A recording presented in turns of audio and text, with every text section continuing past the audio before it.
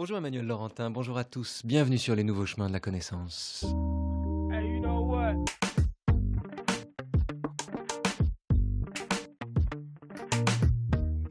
Diffusés tous les jours, du lundi au vendredi de 10 h à 11 h, les nouveaux chemins de la connaissance sont réalisés cette semaine par François Connac avec Vincent René à la technique et préparés par Geneviève Méric, Mathilde Unger, Giorgia Castagnoli, Avril Ventura, Adèle Van Rett.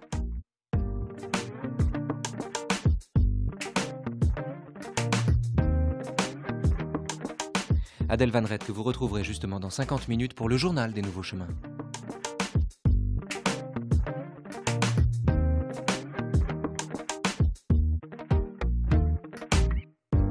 Après Roger-Paul Droit, Jean Lefranc, Vincent Stanec et Clément Rosset, c'est Christophe Salin qui est aujourd'hui notre invité à l'issue d'une semaine sur Arthur Schopenhauer.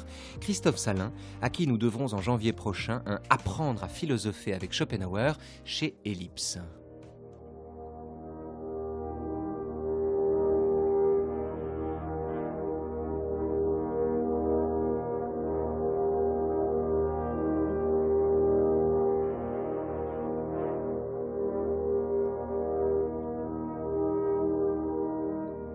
Transportons-nous dans une contrée solitaire. L'horizon est illimité, le ciel sans nuages, des arbres et des plantes dans une atmosphère parfaitement immobile. Point d'animaux, point d'hommes, point d'eau courante, partout le plus profond silence. Un pareil site semble nous inviter au recueillement, à la contemplation tout affranchie de la volonté et de ses exigences. C'est précisément cela qui donne à un pareil paysage, simplement désert et recueilli, une teinte de sublime. En effet, comme il n'offre aucun objet favorable ou défavorable à la volonté sans cesse en quête d'effort et de succès, l'état de contemplation pure demeure seul possible, et celui qui n'est point capable de s'y élever demeure, à sa grande honte, livré au désœuvrement d'une volonté inoccupée, au tourment de l'ennui.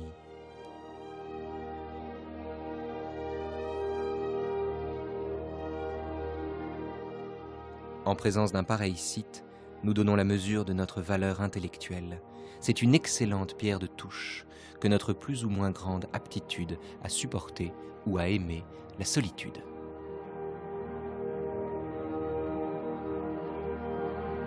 Impitoyable.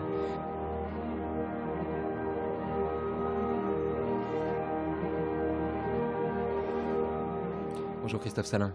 Bonjour Raphaël Antoine. Bonjour, bienvenue sur France Culture, bienvenue sur les nouveaux chemins de la connaissance. C'est de Schopenhauer qu'on va parler ensemble à l'issue d'une semaine qu'on lui a consacrée. Et c'est, en un sens le meilleur pour la fin, par l'esthétique de Schopenhauer que nous allons terminer cette semaine. Son rapport à la contemplation esthétique et ce moment où, manifestement, il semblerait que la volonté cesse d'induire la souffrance. Alors, je voudrais commencer cette émission tout simplement par une question qui est une question que pose Bergson dans son livre du rire, mais qui est une question à laquelle d'autres avant lui ont essayé de répondre.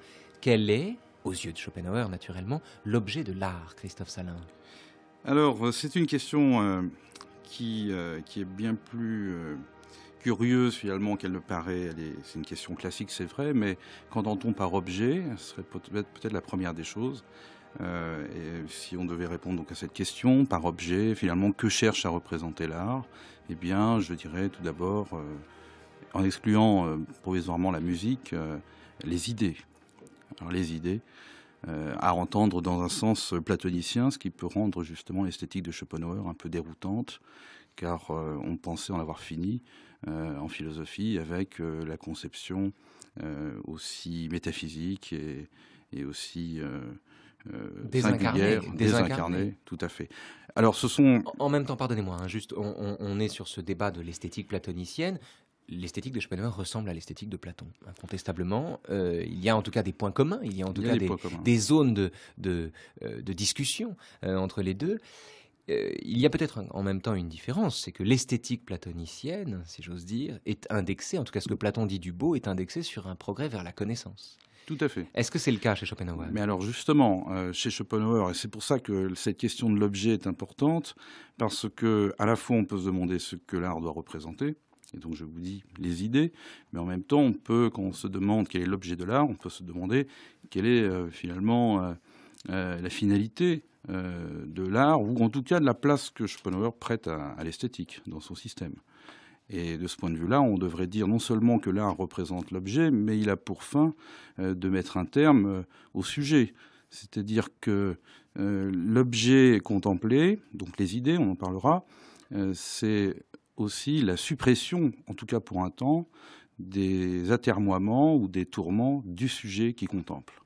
C'est la suppression de la douleur. Est-ce qu'on peut parler d'une suppression provisoire, d'une suppression définitive? Est-ce que c'est une suspension de la douleur dans une extase esthétique, comme on en trouve chez Plotin, de temps en temps, hein, souvent je m'éveille à moi-même, bon, et puis après il redescend. Est-ce que c'est une suspension de la douleur, au sens à la fois de mise en apesanteur de la douleur et en même temps d'atténuation profonde, mais provisoire de la douleur?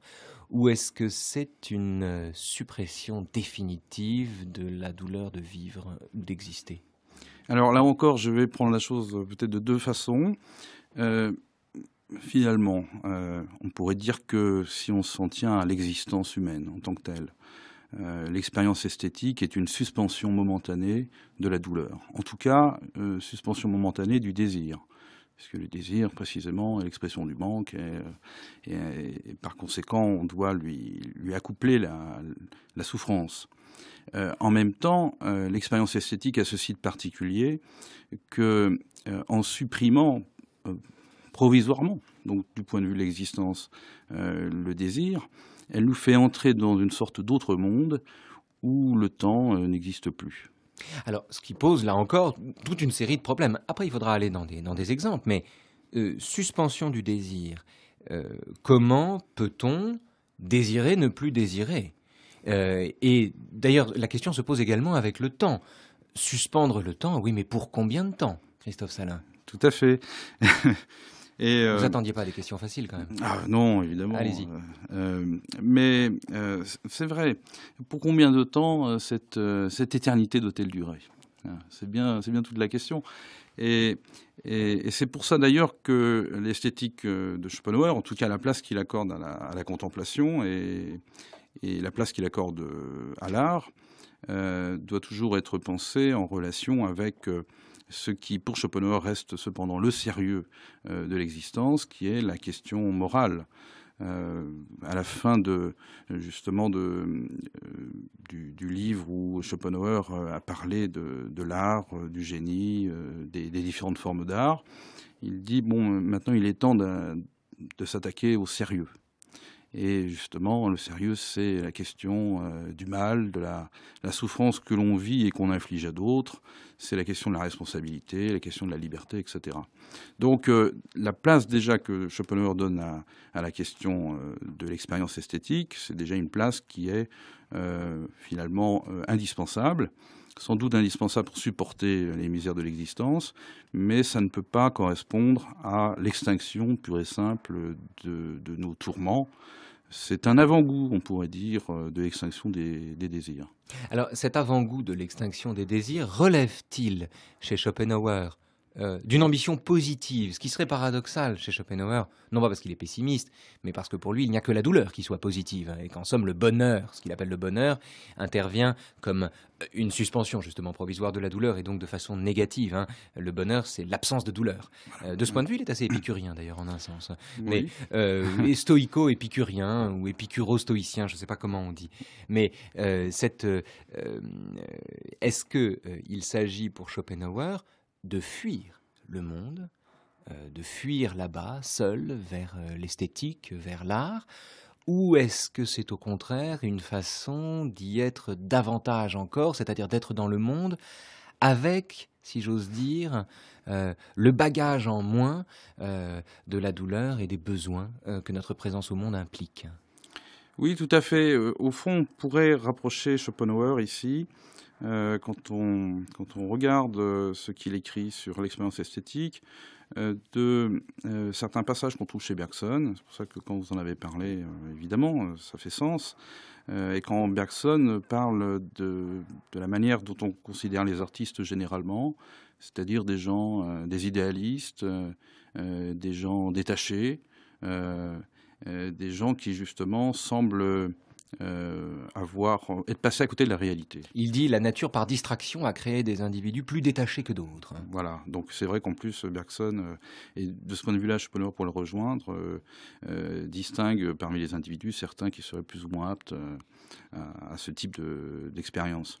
Et c'est vrai qu'on a chez Schopenhauer cette idée que l'artiste est effectivement un être détaché, pas seulement l'artiste, mais l'amateur d'art, celui qui prend plaisir à la contemplation, est un être détaché, mais ce qui ne veut pas dire que l'art nous détournerait de la réalité. Voilà, est-ce que ce détachement est un refus? Mais non, c'est que l'art nous détourne sans doute d'une réalité étriquée, d'une réalité que nous ne voyons qu'à travers nos besoins utilitaires. Et par là même, c'est nous qui ne sommes pas des artistes, si vous me pardonnez de vous inclure dans ce nous. Je vous en prie. Nous qui ne sommes pas des artistes, nous qui ne sommes pas des génies, eh bien, nous sommes le plus souvent prisonniers de nos désirs et nous ne voyons qu'une partie du monde, que la surface du monde. Et l'artiste ou le contemplateur génial voit la réalité même.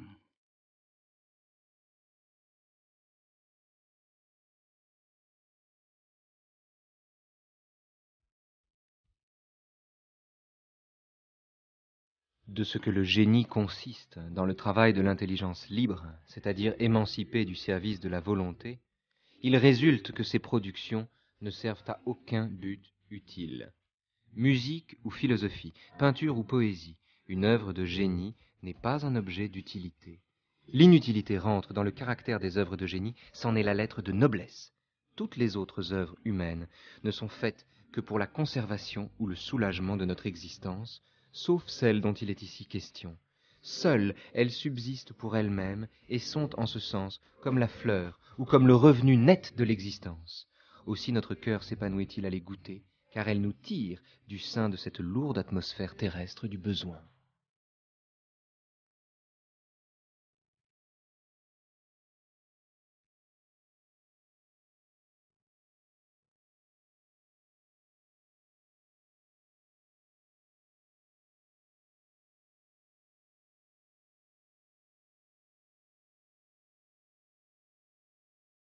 Christophe Salin est l'invité des Nouveaux Chemins de la Connaissance ce vendredi à l'issue d'une semaine sur Schopenhauer, et c'est de l'esthétique schopenhauerienne que nous parlons aujourd'hui.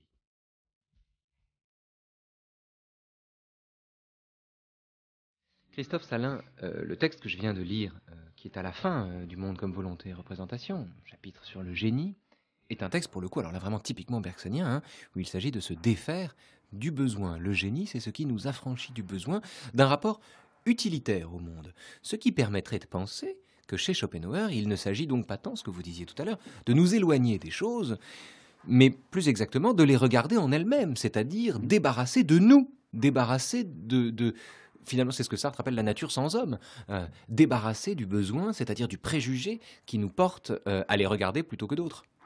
Oui, enfin c'est surtout, la contemplation esthétique a surtout pour but de mettre un terme à notre suggestion, à nos besoins. Et d'ailleurs, l'idée de sujet est une idée, le terme même est intéressant puisque nous prêtons généralement au sujet des facultés de liberté, de maîtrise de soi, etc. Alors que chez Schopenhauer, on peut entendre aussi cette notion de sujet dans son caractère assujetti. Et nous sommes d'abord assujettis... Suggestion, soumission. Soumission, assujetti... Je suis le sujet de, voilà. C'est-à-dire l'objet, finalement. Voilà, finalement, c'est cela. C'est-à-dire que il n'y a pas chez Schopenhauer cette idée selon laquelle nous serions des exceptions dans le monde des phénomènes, c'est-à-dire dans le monde des réalités sensibles que nous pouvons percevoir. Nous ne sommes pas des exceptions et nous sommes soumis à la plus inflexible nécessité. Et notamment la nécessité de nos besoins. Et l'expérience esthétique nous permet pour un temps, donc une infinité de temps dans un moment, nous permet pour un temps de contempler les choses pour ce qu'elles sont et ainsi de nous remplir de l'objet lui-même. Et le sujet disparaissant, quand nous emplissons notre regard des objets que nous contemplons pour eux-mêmes et non plus en fonction des besoins qu'ils pourraient satisfaire, eh bien, nous oublions aussitôt nos tracas, nos ennuis et toute la misère que nous portons avec nous chaque jour. On oppose bien souvent l'esthétique de Schopenhauer et l'esthétique de Nietzsche, Christophe Salin, en expliquant, notamment du point de vue de la musique, Clément Rosset en parlait hier, du point de vue de la musique, dans la mesure où l'utilisation du schème musical chez Schopenhauer était l'occasion pour lui donc de ne plus souffrir, alors que pour Nietzsche, c'est au contraire un approfondissement de la souffrance. Nietzsche aime tellement Carmen parce que justement Carmen oppose les joies musicales aux douleurs de la vie et permet donc par là même de comprendre les douleurs de la vie. Alors que pour Schopenhauer, on est davantage, alors même s'il ne l'aimait pas tant que ça, on est davantage, j'allais dire, chez Wagner ou chez Beethoven, on est dans un autre registre musical qui serait celui d'un affranchissement finalement de la douleur plutôt que de son approfondissement. Mais en même temps, dans les deux cas, Christophe Salin, est-ce qu'il ne s'agit pas chez Nietzsche comme chez Schopenhauer, d'expérimenter une forme de disponibilité supérieure au monde. Pour Nietzsche, l'art nous rend poreux, disponibles. Pour Schopenhauer, finalement, c'est la même chose. Oui, c'est la même chose, mais il y a effectivement chez Schopenhauer, dans son rapport à la musique, une dimension essentielle qui est prêtée à la connaissance même. C'est vrai que quand on écoute de la musique et que cette musique nous transporte, c'est vrai que nous jouissons véritablement. Et de ce point de vue-là, nous serions assez spontanément nietzschéens. Alors que chez Schopenhauer, l'expérience la plus haute que nous avons, notamment dans la musique, qui est pour lui l'art au-dessus de tous les autres, qui n'entre même plus dans la hiérarchie des arts, mais qui est à côté, nous faisons l'expérience du monde dans ce qu'il est vraiment. C'est-à-dire que les autres arts, parce que vous me posiez la question tout à l'heure, quel est l'objet de l'art, mais on devrait dire au fond quels sont les objets des arts, oui. Des arts. Et qu'on commence par l'architecture jusqu'à la poésie, ces arts ont pour vocation de représenter l'idée, c'est-à-dire la forme typique de chaque réalité concrète. Et la forme la plus pure, on pourrait dire. La forme la plus pure. C'est pour ça que c'est une sorte de rappel platonicien. Alors c'est vrai que chez Platon, les idées non seulement sont réelles, mais elles sont intelligibles. Pour Schopenhauer, elles sont éminemment concrètes. Donc on les distinguera ici des concepts. Les concepts sont ce que nous produisons par la raison, alors que, comme le dit Schopenhauer, l'idée vole. Elle vole devant le regard de l'artiste qui contemple. Donc, le concept, c'est l'objet du philosophe ou du professeur de philosophie, oui. Ce qui est pire que tout aux yeux de Schopenhauer. Hein, Christophe Salin, cher collègue. Oui, moi je me sens pas très visé en fait. Pourtant, vous exercez c'est le plus beau métier du monde. Vous enseignez la philosophie et Schopenhauer disait qu'il supportait de voir son corps, l'idée justement de son corps rongé par des vers, mais sa pensée rongée par les professeurs, ça le rendait fou. Oui, mais bon, peut-être que s'il m'avait connu, il aurait révisé légèrement son jugement. Je ne sais pas. Certainement, à vous entendre. On se dit aussi, allez-y, pardon. Mais oui, le concept, c'est la création de la raison. C'est effectivement l'outil du philosophe. Et l'idée, c'est l'expérience intuitive, nous dit Schopenhauer. L'expérience intuitive, c'est-à-dire l'expérience dans toute sa pureté, où nous saisissons ce qu'il y a d'unique ou de fixe dans la réalité même. Ça veut dire qu'il faut distinguer ici l'expérience que nous avons des choses qui nous entourent, nous les percevons sous ce qu'il appellera, en reprenant cela aux philosophies orientales, le voile de Maya, c'est-à-dire ce voile d'illusion qui nous donne le sentiment de la pluralité. Mais le voile d'illusion est contenu ou il est fait, constitué du temps, de l'espace et de la causalité, chose qui n'atteint pas l'idée elle-même. Donc quand l'artiste contemple une idée, il est déjà en dehors du temps et il saisit donc finalement ce qu'il y a de fixe dans la réalité. Et quand l'artiste saisit l'idée dans toute sa pureté, il a pour tâche ensuite de la reproduire dans son œuvre, dans les grains du marbre si c'est un sculpteur, sur la portée si c'est un... Non, c'est pas le bon exemple, mais sur sa page s'il est poète. Parce que s'il est musicien, ce n'est plus l'idée qu'il cherche à représenter, mais c'est la volonté elle-même, c'est-à-dire ce concept quand même très particulier qu'on trouve chez Schopenhauer, d'une On a du mal à la qualifier, mais bon, c'est ce mouvement ou cette essence, ce fond de toute chose qui est invariable, qui est en dehors de l'expérience du temps, de l'espace et de la causalité. Et la musique serait, de ce point de vue-là, le parallèle parfait de la philosophie. Le philosophe cherche à rendre compte du monde dans toute sa complexité, dans son essence, et le musicien, le compositeur de génie, est capable, par la grâce des notes et du choix des instruments, il est capable de nous représenter la volonté elle-même sans avoir besoin de passer par le concept.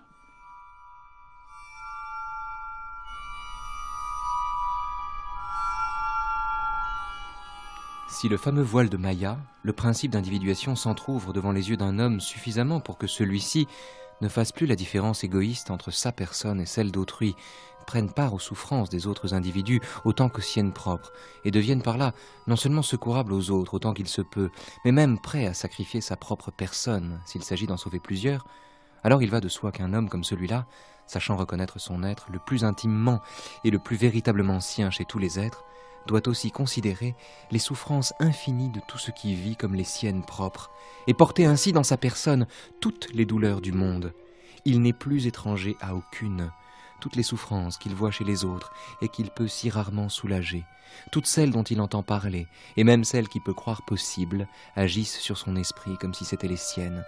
Ce qui attache son regard, ce ne sont plus les bons ni les mauvais moments que traverse sa personne, comme c'est le cas chez un homme encore prisonnier de l'égoïsme.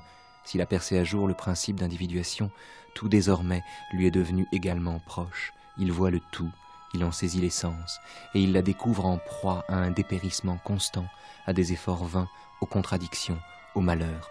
Où qu'il jette les yeux, ce sont des hommes qui souffrent, des bêtes qui souffrent, et un monde qui s'épuise, et tout cela, à présent, le touche d'aussi près que chez l'égoïste, sa seule personne.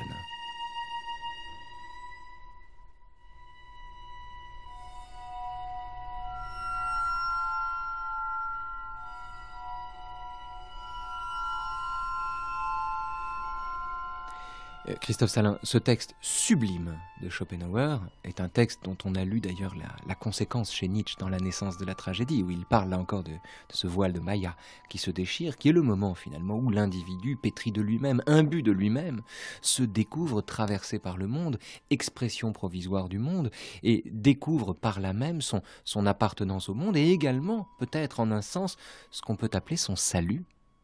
Oui. Oui, parce que finalement, on a dit beaucoup de choses sur Schopenhauer, on a fait un peu la liste de tous ses défauts, mais Schopenhauer, c'est quand même un personnage qui est attachant par le fait qu'il met au centre de toute chose cette victoire que nous pouvons emporter sur l'égoïsme naturel qui est celui de chacun, et qui...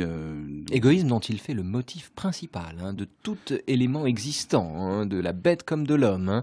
Et en même temps, il est le penseur de l'aptitude à souffrir des douleurs qui nous sont épargnées. Oui, c'est-à-dire que je crois qu'il y a une lucidité chez Schopenhauer qui consiste à ne pas parler d'égoïsme simplement en le condamnant. Il est de bon ton de condamner l'égoïsme. À nous entendre parfois, on se demande qui pourrait bien l'être. Schopenhauer dit nous le sommes, mais ce n'est pas une fatalité. Nous pouvons, il y a possibilité d'aller au-delà de l'égoïsme, et cette possibilité, c'est peut-être finalement le but aussi qu'on peut se donner dans l'existence. Arriver à surmonter son égoïsme, c'est s'élever soi-même en reconnaissant en toute chose l'identité de la nature de chaque être. Le voile de Maya, c'est l'illusion qui nous fait croire que nous sommes des individus, que nous sommes des atomes, et qui doivent donc, par leur nature, chercher à s'accaparer toutes choses dont elles ont besoin. Mais Schopenhauer nous rappelle que celui qui, à un moment donné, arrive à voir dans l'autre lui-même, et non pas dans un retour égoïste, mais celui qui arrive à voir finalement en l'autre la même nature que lui, eh bien, à partir de là, pour lui, il n'y a ni moi ni non moi. Il y a, au fond, il s'est peut-être libéré, tout simplement. Vous connaissez ce Désir. texte de Camus, La Chute? Oui. C'est quand même l'histoire d'un homme qui est fier de lui, content de lui. Plutôt que fier de lui, d'ailleurs, il est Mm. content de lui, il est satisfait. Il ne cesse de fumer, dit-il, des cigarettes de la satisfaction. Il est tout content, il est heureux. Un jour, il traverse le Pont-Neuf, il est joyeux comme tout, il fume la cigarette de la satisfaction, il a le sang doux, ce qui est une façon polie de dire qu'il vient de faire l'amour, et il traverse le Pont-Neuf et il voit à ce moment-là une jolie nuque qui regarde la scène. Et comme il a le sang doux, donc, la nuque ne l'intéresse pas plus que ça, puisqu'il ne s'intéresse aux choses qu'en fonction de ses besoins, comme dirait Bergson, comme dit Schopenhauer. N'ayant pas besoin, étant satisfait à cet égard, il ne s'intéresse pas plus que ça à cette jolie nuque.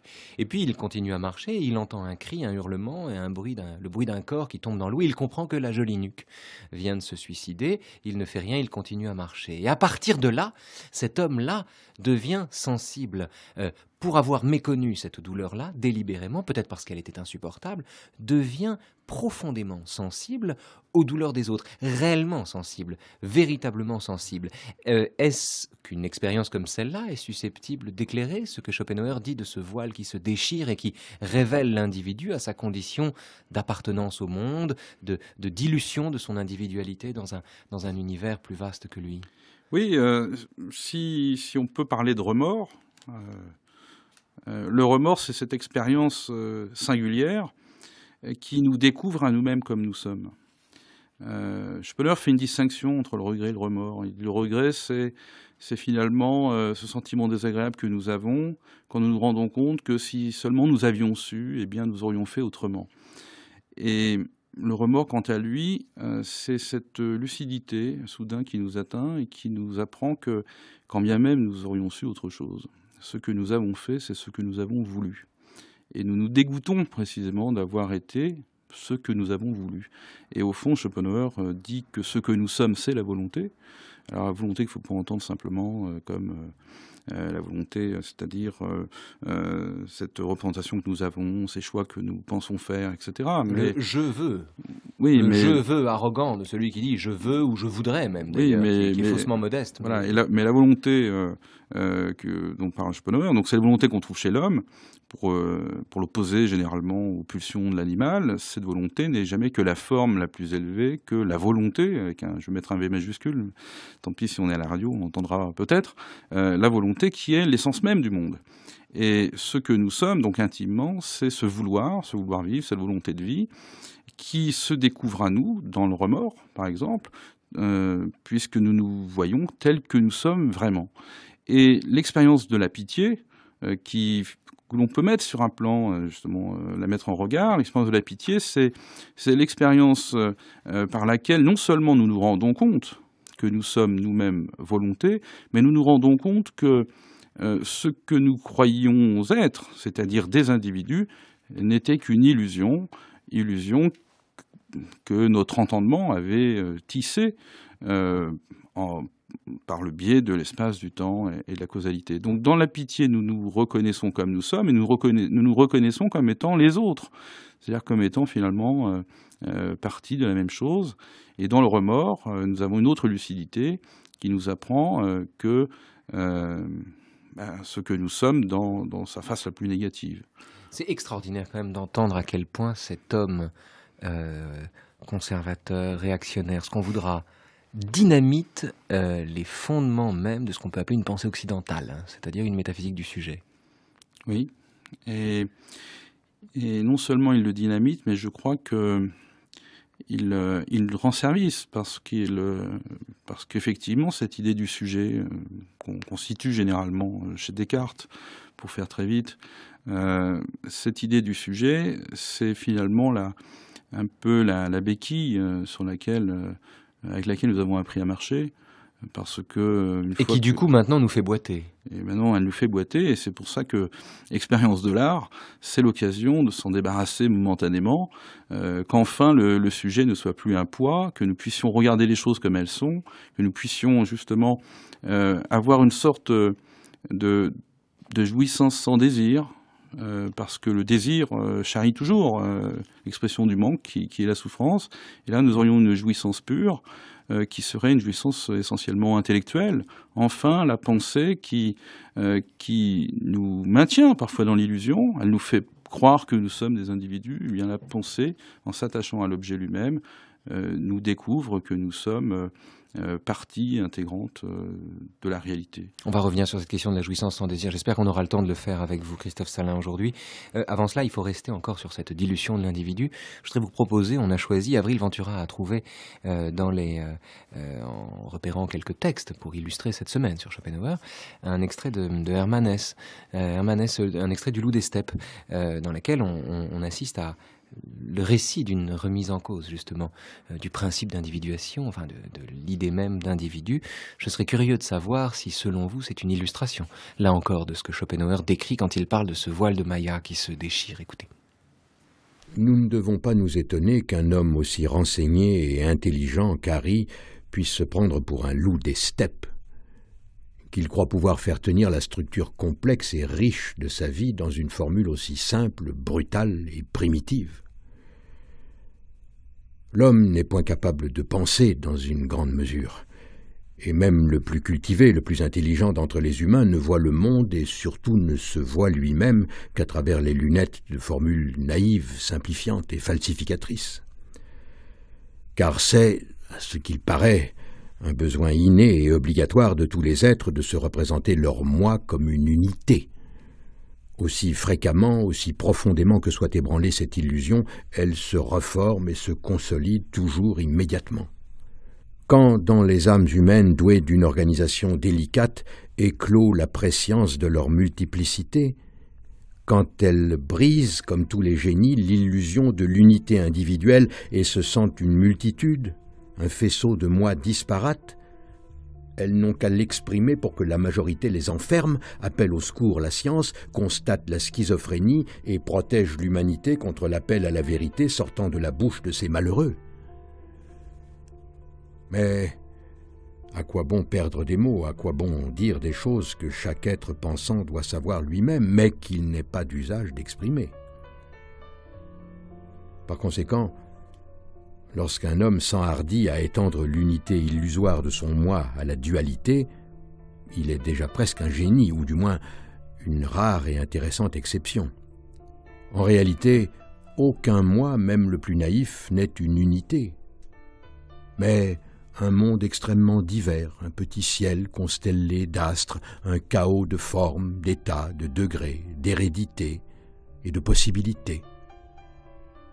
Le fait que chacun aspire à considérer ce chaos comme une unité et parle de son moi comme d'une manifestation simple, fixe, nettement délimitée, paraît être une erreur inhérente à tout être humain, même supérieur, une nécessité de la vie comme la nutrition et la respiration.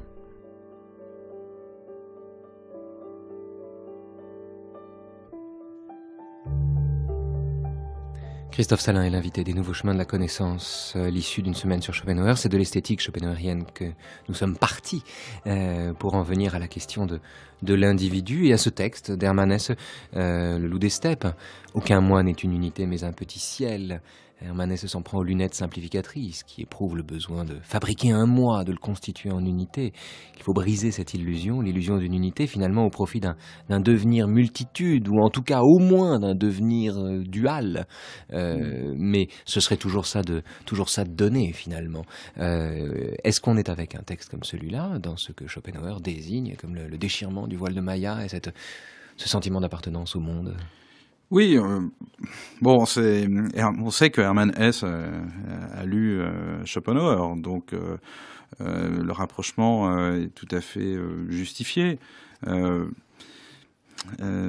Maintenant, je ne sais pas, c'est toujours délicat quand on s'occupe de philosophie de démêler dans la littérature les idées, parce que précisément, la littérature nous parle d'une autre manière. Oui, mais est-ce que cette autre manière ne désigne pas exactement l'espèce de liberté souveraine à laquelle l'artiste parvient quand Schopenhauer parle lui-même d'art, justement? Est-ce que la littérature n'est pas, alors là, le point d'orgue de l'entreprise philosophique, au sens où elle nous sortirait du concept pour entrer dans l'idée, ce qu'on disait tout à l'heure? Oui, alors c'est vrai que la littérature, la tragédie, la poésie tragique, c'est le sommet des arts. Je laisse encore de côté la musique, puisqu'elle est en dehors. Et la poésie tragique, effectivement, a pour vocation de nous représenter ce qu'il y a de plus élevé en nous, c'est-à-dire dans l'idée que nous pourrions nous faire de l'humanité, dans l'idée de ce que les hommes peuvent être. Et elle a pour tâche, effectivement, non pas de nous rapporter constamment à l'illusion du moi, mais peut-être de nous faire saisir que quand nous lisons Homère, par exemple, nous sommes tour à tour Achille, Agamemnon ou Thersites. C'est-à-dire que nous pourrions être, non pas à titre d'individu. Le héros, le salaud, voilà, le singe. Mais c'est surtout que c'est pas que nous pourrions être à titre d'individu tel ou tel, mais cela nous montre que le modèle que nous choisirions ne sera encore qu'une illusion. L'humanité, c'est tout cela, finalement. C'est tout cela, à la fois la grandeur et la bassesse, la noblesse et la veulerie. Et de le savoir nous élève, puisque, au fond, cela nous permet de comprendre dans quelle illusion nous étions. Et non seulement cela nous élève, mais nous fait entrevoir sans doute quelque chose qui ne peut que, nous fait entrevoir une autre humanité possible. Mais on en revient à la question du début, désirer, ne plus désirer. Il y a beaucoup de philosophes qui pensent ce retour au monde, finalement. Alors ça peut être le retour au monde débarrassé de nos besoins, l'appartenance au monde, le sentiment d'être traversé par des forces plutôt que d'en être le siège, l'origine toute puissante. Cette découverte-là, en général, chez Spinoza, chez Nietzsche, ou chez Deleuze même, elle est contemporaine de la découverte du fait que nous sommes des êtres désirants. La découverte de mon être désirant va de pair avec la dilution de ma personne, de mon moi, avec la perte du moi. La perte du moi est l'occasion justement de me découvrir comme être désirant. Comment se fait-il que chez Schopenhauer, cette perte du moi soit également l'occasion d'une suppression du désir? Est-ce que ça n'est pas un malentendu ou une contradiction?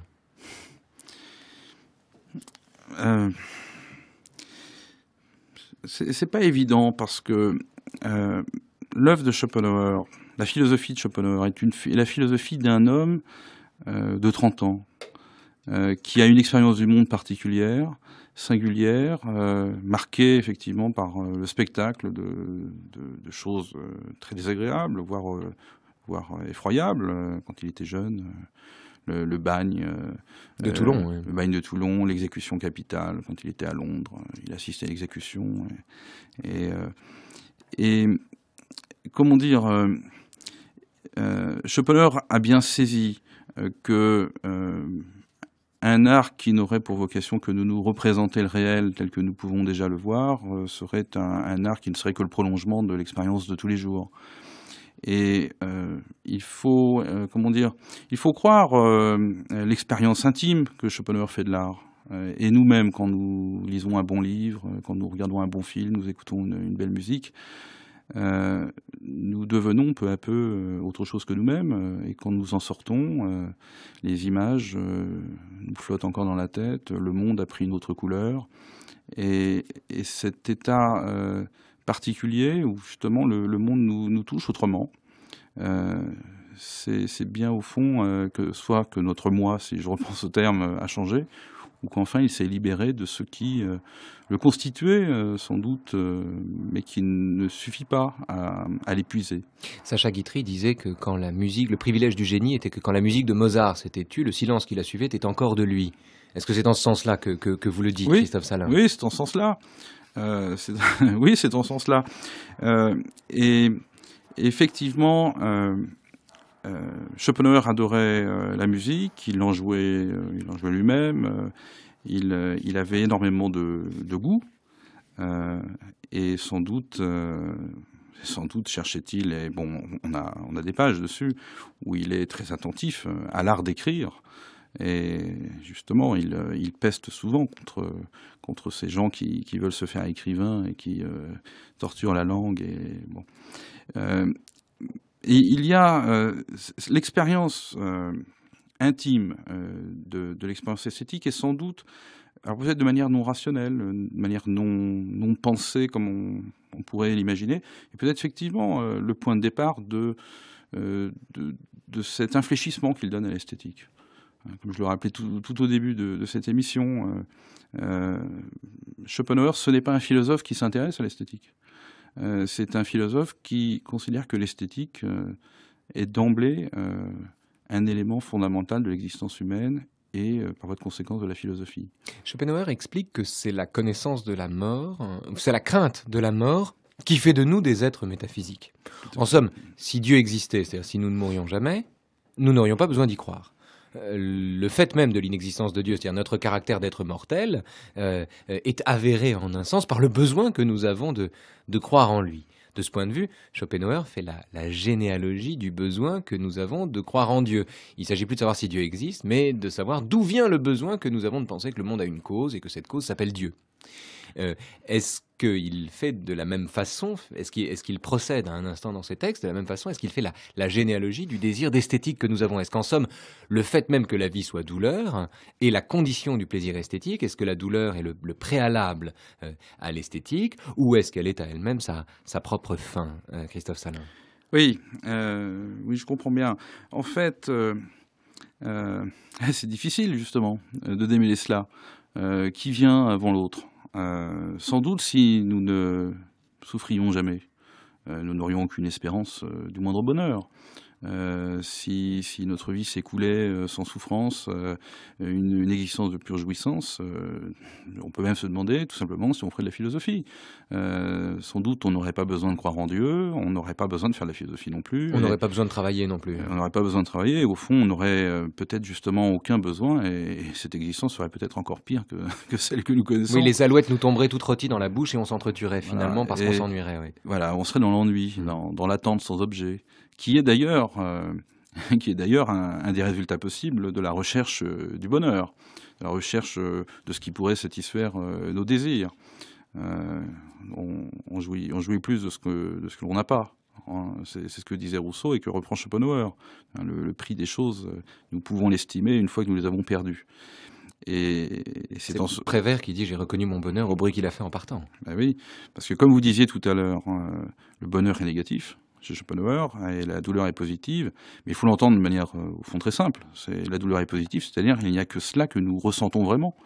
Et évidemment, le bonheur, ce sera l'absence de la souffrance, donc une définition minimale qui pourrait au fond déjà se suffire à elle-même, car vous savez que pour Schopenhauer, si on doit faire quelques accommodements avec l'existence, si on doit envisager une existence heureuse, c'est surtout une existence qui nous conduit à nous soustraire au tourment, plutôt qu'à rechercher une sérénité absolue, etc. Mais c'est vrai que l'expérience esthétique, l'expérience de l'art, c'est l'expérience d'une sérénité, d'une paix intérieure, d'un avant-goût du nirvana, qui sera l'objet de Mais l'objet Christophe final. Salin, pardon, mais est-ce que cette sérénité n'est qu'un bonheur alors? Parce que si ça n'est qu'un bonheur, c'est peu de choses. Si ça n'est qu'un bonheur, il n'y a pas besoin d'écouter Wagner, il suffit de gagner au loto, si j'ose dire. Si ça n'est qu'un bonheur, quel besoin avons-nous de toutes ces pages magnifiques sur la métaphysique, cette dilution de l'individu, etc. etc. Si ça n'est qu'un bonheur, si ça n'est qu'une suspension, où est le problème? Oui, mais ce ne sera pas qu'un bonheur, parce que si on gagnait au loto, eh bien, nous aurions effectivement le sentiment que nous pouvons satisfaire tous nos désirs. C'est parce que finalement, nous n'aurions que des désirs bien limités. On peut s'acheter 10 maisons, 10 voitures, passer l'année dans un avion, aller d'une île à une autre. Il n'en demeure pas moins que nous irons toujours avec nous-mêmes, c'est-à-dire avec le sujet qui nous constitue, ou en tout cas illusoirement. Et nous aurions beau faire tout cela. Nous serons toujours lestés de notre insatisfaction. Oui, et à supposer que nous arrivions à satisfaire ces désirs, eh bien, il nous manquerait précisément finalement l'essentiel, c'est-à-dire ce que nous espérions, le plaisir qui n'est possible que comme satisfaction du désir. Donc il nous faudrait, pour pouvoir jouir encore, il nous faudrait encore désirer. Et donc l'idée sur laquelle l'argent suffirait à nous rendre heureux, c'est une idée évidemment très naïve et qui finalement pense le désir en simple terme de besoin. Le désir va bien au-delà, justement. Le désir a des exigences infinies, c'est ce que nous dit Schopenhauer. Et nous n'avons pas qu'un, nous en avons plusieurs. Donc on en satisfait un et puis on en a contrarié 10. Donc par cette idée de la suspension du sujet, il faut effectivement penser une sorte de plage neutre, ce jour de repos que des galériens pourraient fêter, dit Schopenhauer. Nous serions voilà, comme des galériens qui fêtent un jour de repos. L'expérience de l'art nous tire du torrent du vouloir, mais évidemment, l'expérience de l'art ne nous tire de ce torrent que momentanément. Et nous retombons à un moment donné dans l'existence et la vie continue de nous être à charge. Donc ça ne peut pas être la solution ultime. Donc chez Schopenhauer, le repos n'est qu'un répit. Mais Christophe Salin, j'avais dit hier, j'ai promis hier, en terminant l'émission avec Clément Rosset, que je commencerai l'émission d'aujourd'hui par la question qui va venir. En réalité, nous allons finir l'émission par la question qui vient. Clément Rosset, hier, disait que Schopenhauer, au fond, n'avait pas pris la mesure de ce qu'était véritablement le plaisir sexuel. Et qu'au fond, c'est pour n'avoir pas pris la mesure d'une telle joie, d'une telle célébration, d'une joie si démesurée qu'elle recouvre l'existence et qu'elle la justifie sans lui trouver un sens, sans avoir besoin de lui trouver un sens. Il disait, c'est pour n'avoir pas admis un tel plaisir que Schopenhauer finalement considérait que la douleur l'emportait sur la joie et que la seule cure devait être de supprimer la douleur, en particulier dans l'expérience esthétique. Il est vrai que le désir chez Schopenhauer est pris donc dans cette oscillation de la souffrance à l'ennui, dont la métaphore sexuelle est peut-être le meilleur exemple, où l'on passe de la souffrance à la satiété, d'un point de vue, alors là pour le coup, typiquement masculin. Ce qui est important ici à signaler quand on connaît Schopenhauer justement, ce passage finalement de la douleur à l'ennui en matière sexuelle, l'application de ce modèle schopenhauerien en matière sexuelle, est-ce qu'il ne relève pas d'une méconnaissance finalement de la plénitude, de la positivité, du fait même que le désir ne s'épuise pas dans son accomplissement, mais qu'à terme il s'entretient justement, et qu'en somme plus on fait l'amour, plus on fait l'amour. Et non pas, il ne suffit pas d'avoir fait l'amour une fois pour ne plus jamais vouloir le faire. Est-ce qu'en somme il n'y a pas un malentendu de ce point de vue chez un homme qui au fond ne faisait pas assez l'amour ? Oui, mais bon, je ne sais pas si faire l'amour tout le temps nous offrira le répit ou le bonheur tout simplement. Un bonheur sans répit. Voilà, mais en même temps, c'est vrai que Schopenhauer sur l'amour ou l'amour sexuel, en tout cas, c'est le maître de la désillusion. En même temps, c'est vrai qu'il dit toutes les grandes histoires d'amour se terminent toujours au fond de la même manière, c'est-à-dire par la possession physique. Et finalement, si on était... Oui, mais possession physique est aussi une dépossession de soi, une forme d'oubli de soi dont il vante les mérites dans la contemplation esthétique des incarnés. C'est vrai. Mais en même temps, et au risque de paraître fleur bleue, je pense que... Schopenhauer n'aimait pas ça. Allez-y. Mais bien sûr, mais je pense que... Et ce ne serait pas être en désaccord avec Schopenhauer, finalement, de le dire, que le désir amoureux, c'est d'abord cette illusion, et cette illusion qui est une promesse en soi de bonheur. Et au fond, éprouver le désir de l'autre, c'est déjà s'imaginer tenir l'autre dans ses bras, c'est déjà jouir d'une certaine manière de ce que la possession réelle ne nous offrira pas vraiment.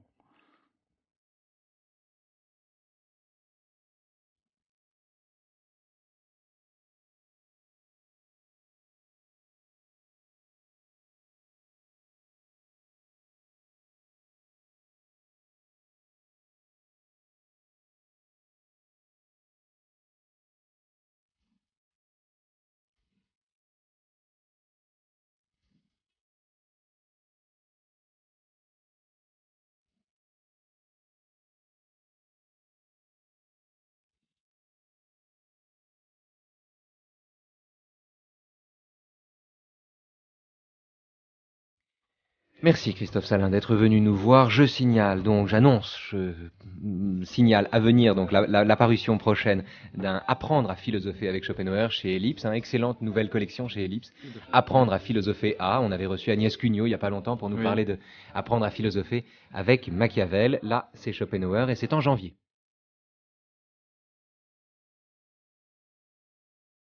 Je signale également sous votre direction, vous en êtes le maître d'œuvre, l'édition en 1001 nuits, donc un petit livre pas cher qu'on peut lire dans le métro, formidable, sur le besoin métaphysique de l'humanité. C'est le chapitre 17 des suppléments au monde comme volonté et représentation. C'est l'endroit où Schopenhauer explique que c'est la connaissance de la mort qui nous fait croire en Dieu. C'est tout à fait génial. C'est une façon vraiment de penser contre soi-même.